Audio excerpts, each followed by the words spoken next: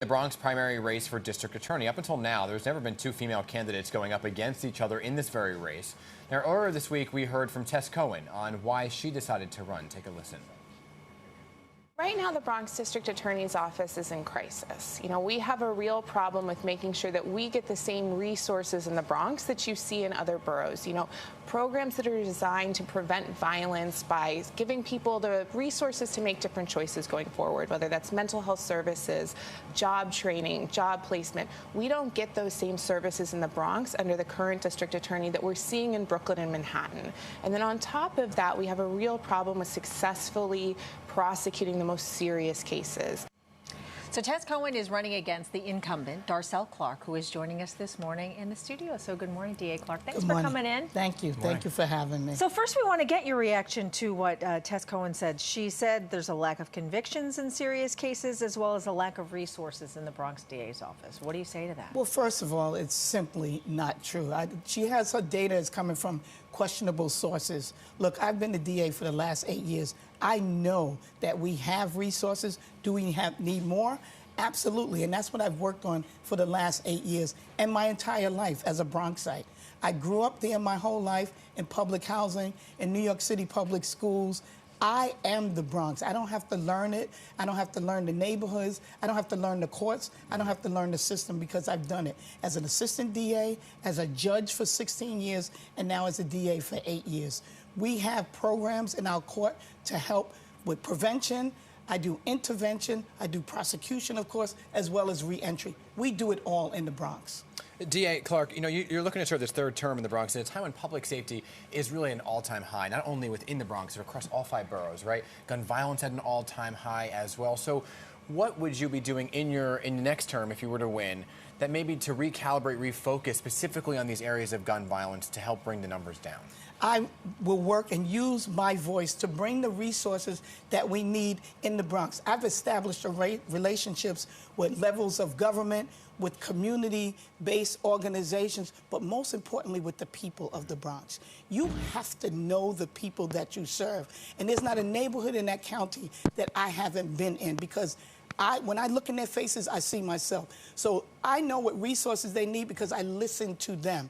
And gun violence is prevalent in our county, but the Bronx is resilient. We've been through things like this before, and we will turn this around. We had record lows when I first started, so I was able to accomplish that. We've had intervening factors, but I am hopeful and knowing that the resilience of the people, we're going to be able to do it. Working with law enforcement, with my partnership with NYPD, the federal authorities as well. Working with the Cure Violence groups in our communities that can meet people where they are to help them with those decisions.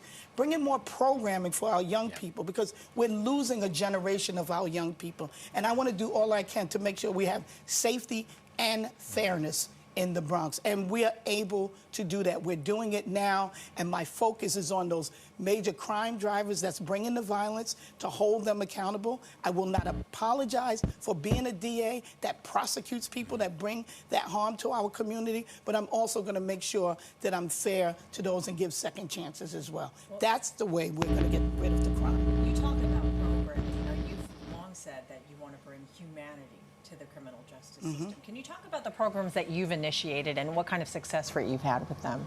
Okay, we have the Saturday Night Lights program now, which on Saturday nights we have gyms and schools open for young people to go and have safe spaces for them to learn leadership and sportsmanship and work. We started with 2.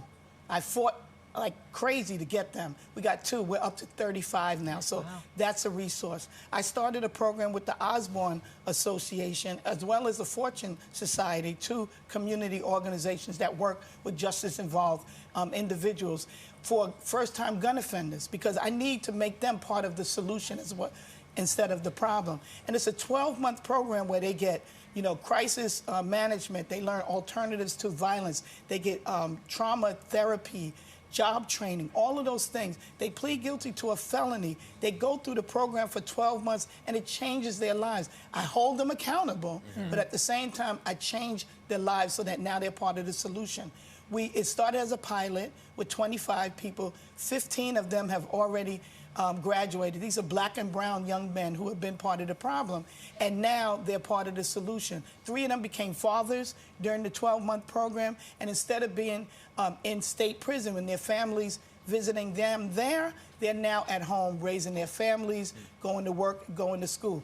That's the type of positive change. So those are just 2 programs of many that we do. You know, we don't look at it just the cases or the charges. We look at the individual to say, who are they, how did they get here, and what does justice look like for them? Yeah. And that means what is justice for the victims of crime, and we cannot forget the victims of the crime. Yeah. I have to make it safe for the people that live and work in the Bronx, and I'm never going to forget them, but we also have to bring some fairness as well. Of course. I want to talk about the closure of Rikers Island, which is something the Bronx DA's office would oversee, right? There's been a lot of talk about it closing within the next couple of years, and that's what it's slated to do. But there's also been this talk about the federal monitor getting involved here. Do you think there should be a federal monitor? There should be a federal monitor. There's been a federal monitor. Look, the misconception is people think that the Bronx DA runs Rikers Island. I don't.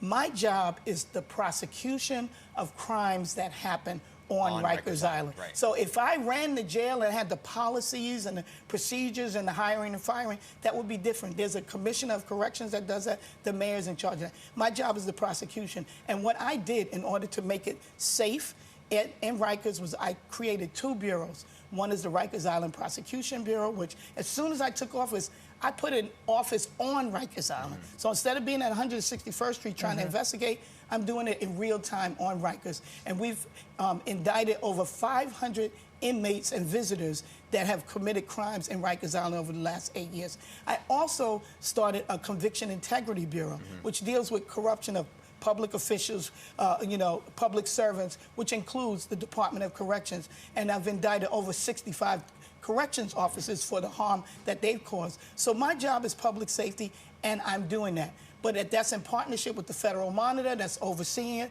There's a board of correction that has oversight as well. And now the case is in federal court. We're now a federal judge. They are all in better positions to talk about how the jail should be run.